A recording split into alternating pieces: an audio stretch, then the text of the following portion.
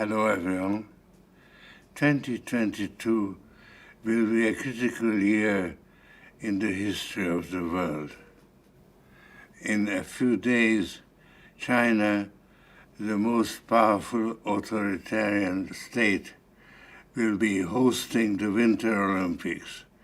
And like Germany in 1936, it will attempt to use the spectacle to score a propaganda victory for its system of strict controls.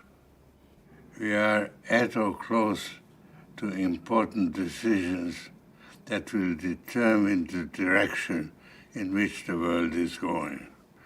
The German elections have already occurred.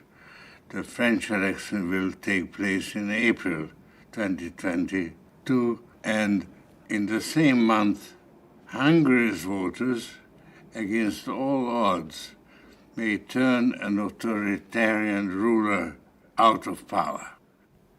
Together with Putin's decision whether to invade Ukraine, these developments will determine the fate of Europe.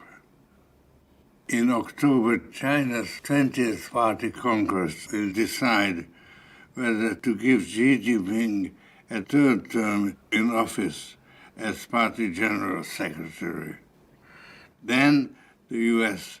will hold a crucial midterm election in November.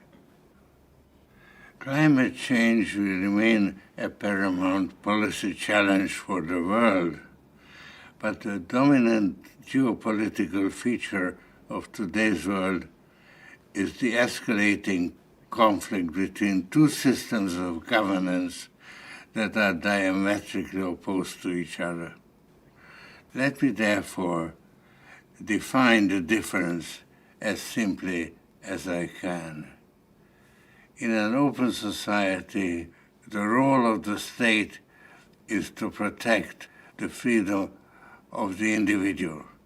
In a closed society, the role of the individual is to serve the interests of the one-party state.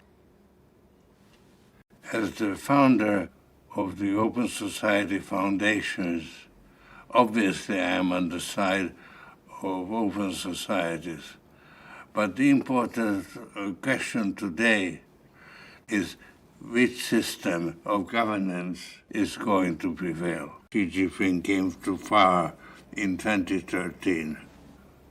Since then, Xi Jinping has done his best to dismantle Deng Xiaoping's achievements. He brought private companies established under Deng under the control of the CCP and undermined the dynamism that used to characterize them.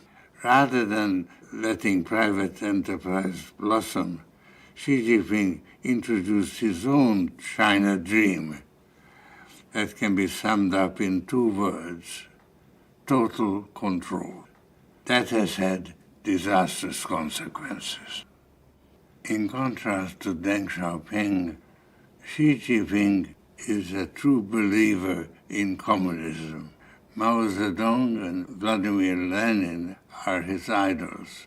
At the celebration of the 100th anniversary of the CCP, he was dressed like Mao, while the rest of the audience was wearing business suits.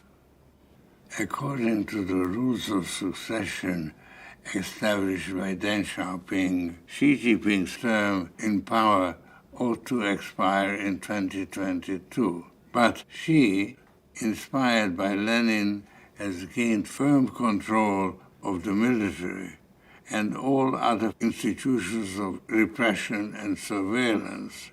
He has carefully choreographed the process that will elevate him to the level of Mao Zedong and Deng Xiaoping and make him ruler for life. To accomplish this, Xi Jinping had to reinterpret CCP's history to show that it will logically lead to appointing him for at least another term. Xi Jinping has many enemies. Although nobody can oppose him in public because he controls all the levers of power, there is a fight brewing within the CCP that is so sharp that it has found expression in various party publications. She is under attack from those who are inspired by Deng Xiaoping's ideas and want to see a greater role for private enterprise. Xi Jinping himself believes that he is introducing a system of governance that is inherently superior to liberal democracy. But he rules by intimidation, and nobody dares to tell him what he doesn't want to hear. As a result, it's difficult to shake his beliefs, even as the gap between his beliefs and reality have grown ever wider. The current situation doesn't look promising for Xi. Hong Kong highlights the wider challenge Omicron represents for Xi Jinping. Xi tried to impose total control, but he failed. Given the strong opposition within the CCP, Xi Jinping's carefully choreographed elevation to the level of Mao Zedong and Deng Xiaoping may never occur. It is to be hoped that Xi Jinping may be replaced by someone less repressive at home and more peaceful abroad. This would remove the greatest threat that open societies face today, and they should do everything within their power to encourage China to move in the desired direction. Thank you.